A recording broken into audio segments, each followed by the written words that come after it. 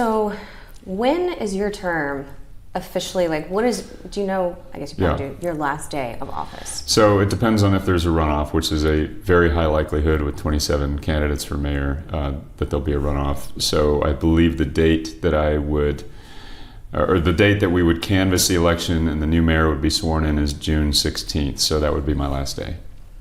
Wow. So not a lot of time, but also still a lot to do. Yes. What do you still have to do?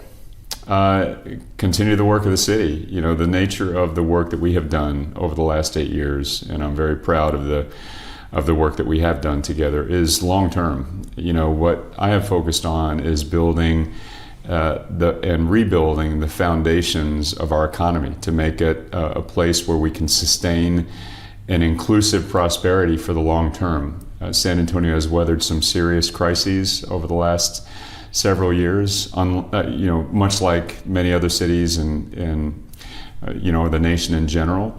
What is different is that San Antonio has struggled with some historic challenges, generational poverty, lack of investment in certain areas of town. We have worked to address those challenges and set the foundation for long-term sustained growth and economic inclusion that I think will benefit generations to come in San Antonio. Was there a key to that? One specific thing? There's actually, in my view, a systems approach to it. We've really focused on the intersection of economic mobility in really three ways. The first is building a healthy housing ecosystem in San Antonio. You know, housing is the basic building block of a strong economy, of a family's economic security. Every city in the country is facing an extraordinary housing crisis. We have worked to create a plan, a strategy to create a healthy housing market in San Antonio, working with the public and private sector to do that. We're in year 3 of a strategic housing implementation plan that has made San Antonio, despite some of those challenges, one of the healthiest and most affordable markets in the country. We want to retain that for the benefit of our local community and also as we continue to grow. The second pillar of the approach to economic mobility is transportation. The second highest expense for a family is the cost of getting around. Usually it requires a vehicle.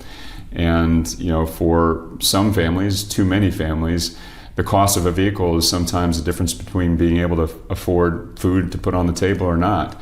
And so we've got to create alternatives for people to move around the city. And so for the first time ever in our city, because of voters' approval, we are building a mass transit system here in our city. I'm excited by that. The third pillar is education and workforce, and making sure that our community has the skills to obtain and attract the jobs of tomorrow, the jobs that are paying a livable wage with benefits. Those are the jobs that employers desperately want to fill, but there's been a mismatch with the skills and education level of our community. And so we have invested in education from earliest learners in pre-K all the way through adult learners who want to get back into the workforce and need to be retrained.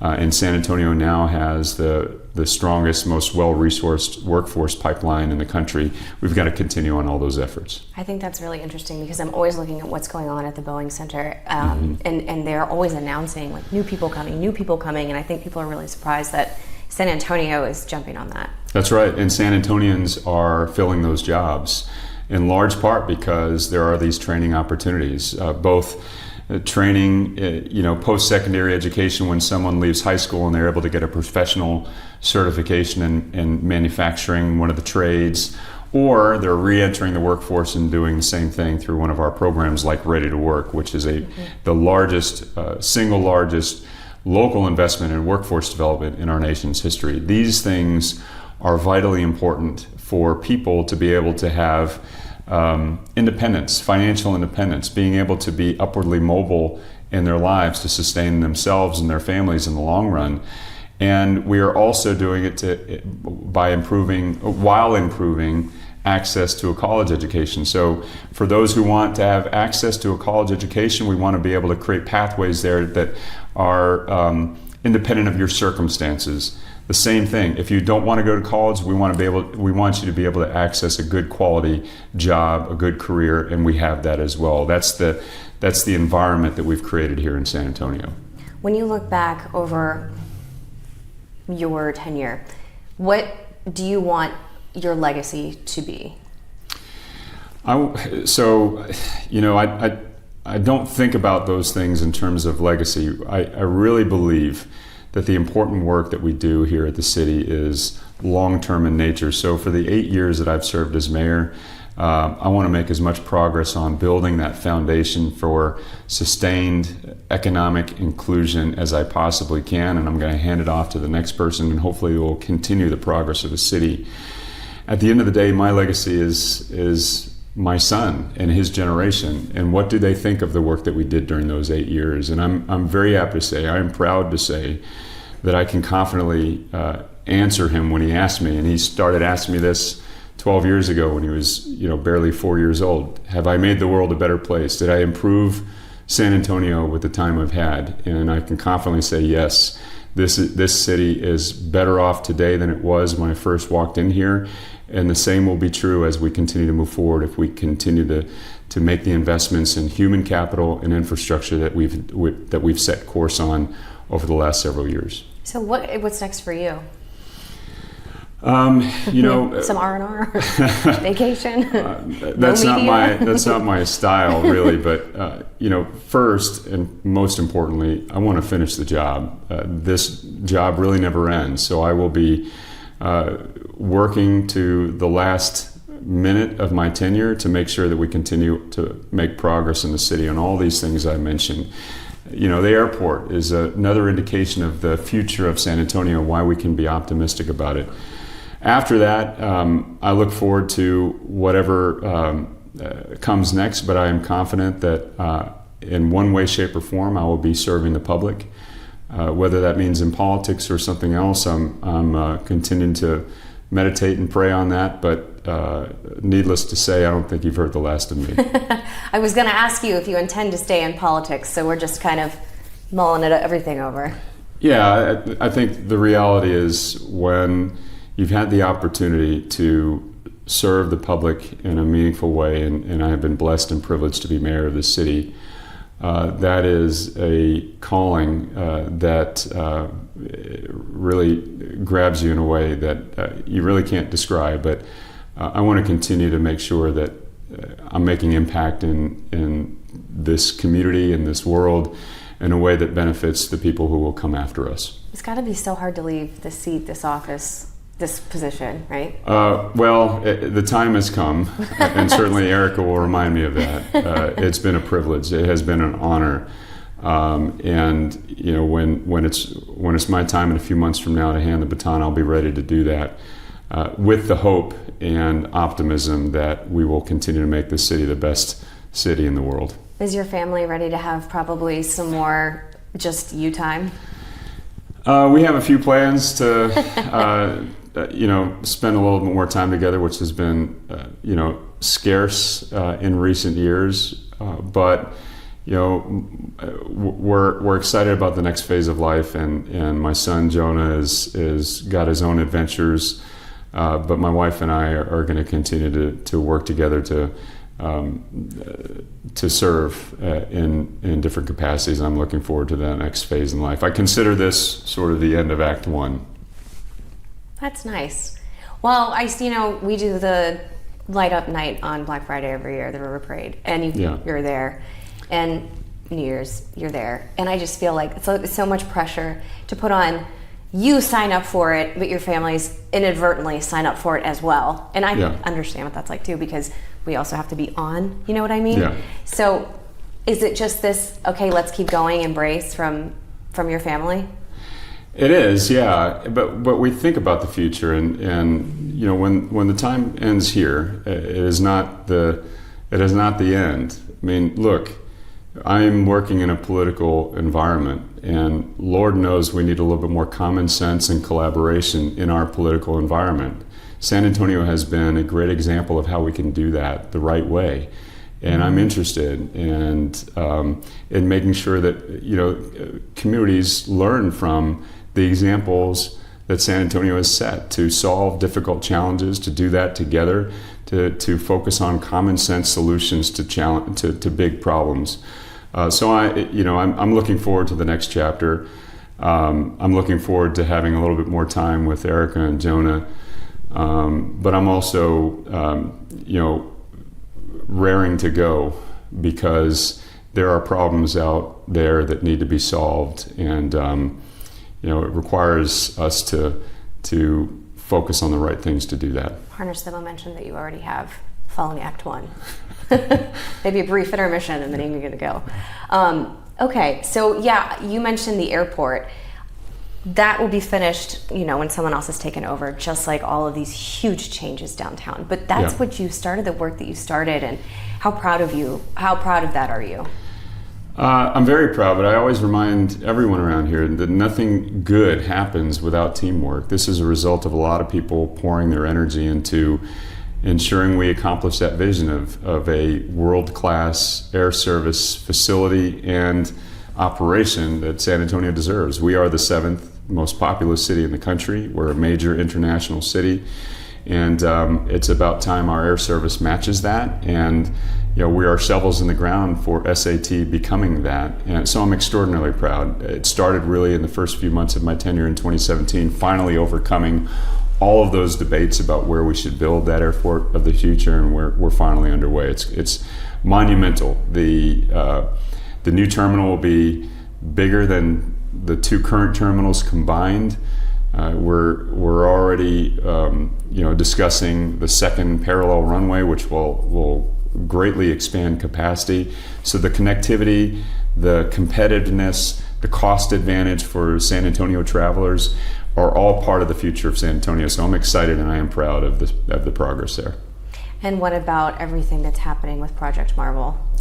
Yeah, so downtown is under massive transformation, and that's for the benefit of San Antonio residents, making it a place where not only can we capture the history and the heritage of this unique city with a Mexican-American culture that is irreplicable, but also adding to it the modern amenities, the restaurants, the shops, the bars that local San Antonio residents can feel good about, but also access more easily.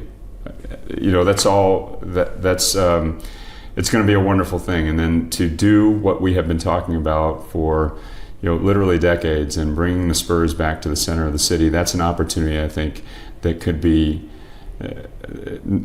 can't be overstated in terms of its transformational impact. So I'm excited about those conversations moving forward. We also obviously want to make sure that they're done with the input and guidance of the community, and that's what we're here to make sure happens.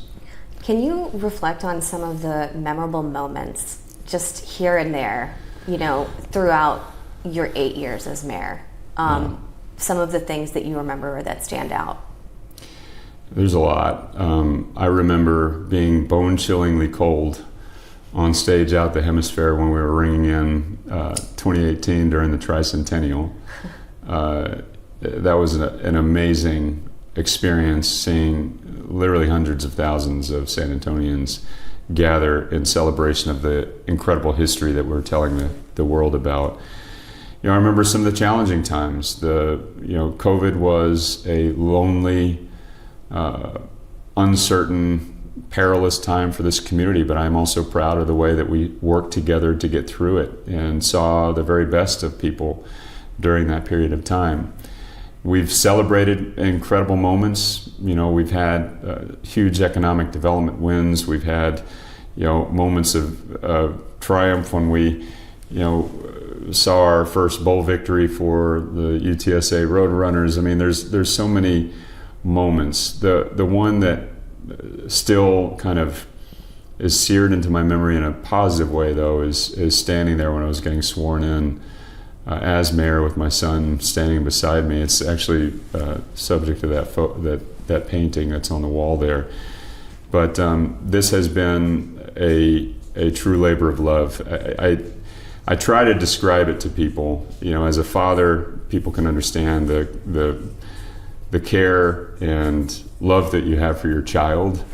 In many ways, this as mayor, that feeling kind of overtakes you for the entire city. It's almost as if your family expands to include all the residents of the city, and that's kind of the internal feelings that I have, and that mayors, I think, have about their communities that really never leave you but drive you to do right by the city that you serve. Well, yeah, you'll never be able to walk down the street without someone being Mayor Nirenberg. Yeah, but you internalize, you feel the challenges that they're experiencing, and you want to do everything you can. And I've poured my whole being into trying to do what we can to address those challenges, not just for the people who are here today, but the people who inherit this city, their children and grandchildren too. I love that painting. I remember it the first time I was just taking a picture of it. How has your office changed over the last 8 years?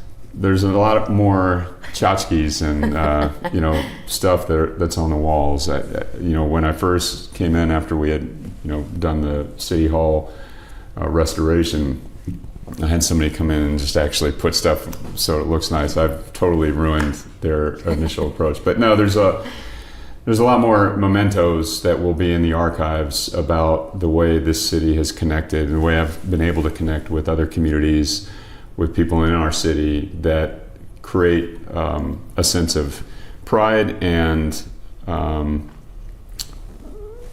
connection with residents both here and in other places, that hopefully encourages people to hold San Antonio in high esteem, to want to visit it, to want to invest in it, to want to stay here if they're already here and raise their children in it. But I've had the opportunity now to be the representative and steward of San Antonio's reputation, and I can tell you, outside of San Antonio, when you go talk about our community, there are people who really look at our city as an exemplar for solving problems, for upholding culture and heritage, and for having pride in their community. What are some of the items in here that are your favorites?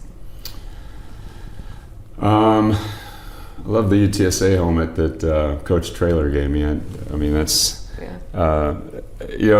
they all. My most prized possession, though, of course, is that painting of my son and I behind the dais, or behind the. Oh, sorry. My favorite thing in this office is the painting of Jonah and me at the swearing in. I mentioned the UTSA helmet.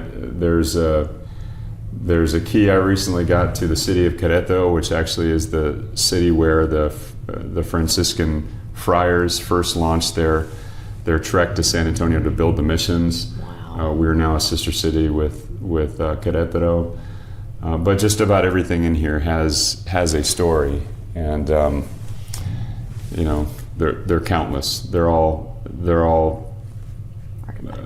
valued, and they all mean something in the city. There's a 5-pound plate there, which actually didn't come from the city. It came from my old gym, Olympic, that no longer exists, that I keep there as a reminder of where I came from. And to stay swole. I used to be on that team at Olympic, and that's just that's cool. Yeah, I keep it there for memories. Do you get to keep any of it? Yeah, some of it, and some of it will go into archives. Yeah. We've got to work that out over the next few months, which stuff's going to archives and which ones. Do you get to keep the painting? I hope so. Yeah, actually, that was a birthday present from my wife, Erica. Perfect. So that one actually is going to go hang in our amazing. house after. I hope so.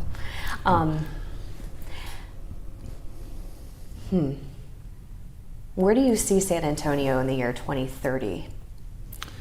San Antonio in the year 2030 will no doubt be bigger in terms of population, and it's not a goal. We're not trying to be bigger. It's just we're trying to create a city that people love being in and raising their families in and investing in, and that's a byproduct of creating a great place, is that people want to be here. And so it's going to be bigger, and very likely we will be on our way to being the 6th largest city in the United States. It's also going to be a city that, if voters, it's also going to be a city that continues to work together, to rally around each other, and to invest in the human capital and infrastructure necessary to accommodate this growth. So I see San Antonio as being one of the great cities of America. We are on that trajectory right now. If we continue to have the political fortitude to represent the city in the ways it needs to be, an inclusive prosperity that is not afraid to dream big, we are going to achieve that. That's what I see for 2030, which is just 5 years away. Right. And it will continue down that track if we continue to have these dreams that we are not scared to try to achieve. I don't know if you want to answer this, but how do you think the political climate will or will not affect that goal?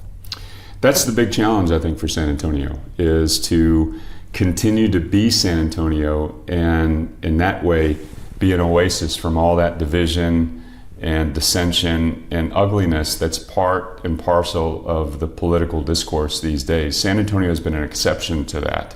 We collaborate across sectors, across political aisles, and we work together to solve challenges. That's the big issue for San Antonio. Do we want to continue to be that city? If we do, and if we can be that city, then we will continue in this positive trajectory that I just described. Elections have consequences, so I hope that's part of the consideration that voters take when they go to the polls for the municipal elections in May and in June. Do we want to have representatives who believe in the best of us, that want to collaborate, that think inclusion is an important part of our process, that everyone should be invited to be part of the public process, that we don't want to have the haves and have-nots in a strong city. We want to build economic development opportunities and grow our workforce in a way that everyone has an opportunity to thrive. That's the city I've tried to lead.